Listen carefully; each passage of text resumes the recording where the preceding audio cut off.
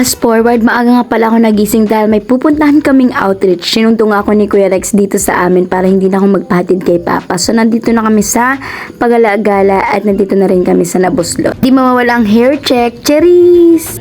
Tuloy nga ang aming biyahe hanggang nandito na kami, malapit na kami sa bayan. Huli nga pala ang aming outreach kaya isang beses isang buwan. Unang beses pa naming pupunta dito. Huy! Lagi may pasilip sa ate girl and dire-diretso lang ang aming biyahe. At kung hindi pa kayo nakakapunta dito sa Pinamalayan, dito ang landmark o palatandaan sa may triangle na may malaking banga na may rainbow. Kaya kapag pumunta kayo dito at nakita nyo na itong malaking banga, nasa Pinamalayan na kayo. Bukod sa pulong ay papunta na nga pala kami sa Buli. Medyo malayo-layo din siya. Malayo talaga sa highway. Kung makikita nyo rin, napakaganda rin ng tanawin. At nang daan dito, may lubak man ay kakaunti lang. Oops, lubak!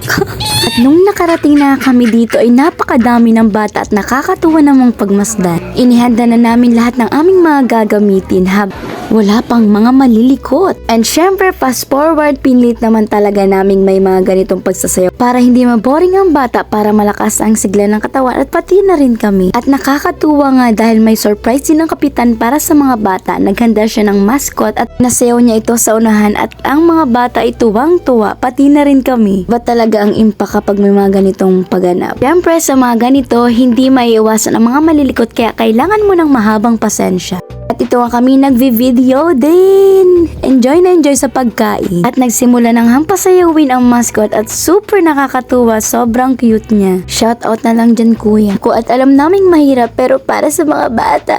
Nakita nyo naman, enjoy na enjoy pati ang mga nanay. Ito ko sanang iparinig yung kanta sa inyo pero sasabihin ko lang tut-tut-turut. Baka tayo makopyright. Tumunod naman dito ay nagkaroon din kami ng storytelling at talaga namang enjoy na enjoy ang mga bata sa pakikinig. Pagkatapos ng mag-storytelling ay inihanda din namin yung mga coloring book o coloring material. Kinder grade 1 hanggang grade 2 nga pala ang nandito. Sabi namin, hayaan ng mga bata na magkulay at pipili kami ng kung sino may pinakamaganda at yun talagang siya lang talaga ang gumawa kahit labis-labi. Pagkatapos syempre, bibigyan namin ng papremyo. At ayan na nga yung sinasabi natin, kitang-kita naman sa mga bata na sila talaga ang gumagawa. At mga nakatingin din lang naman ang magulang para mag-guide. Pero may iba pa ring pasaway, cherry!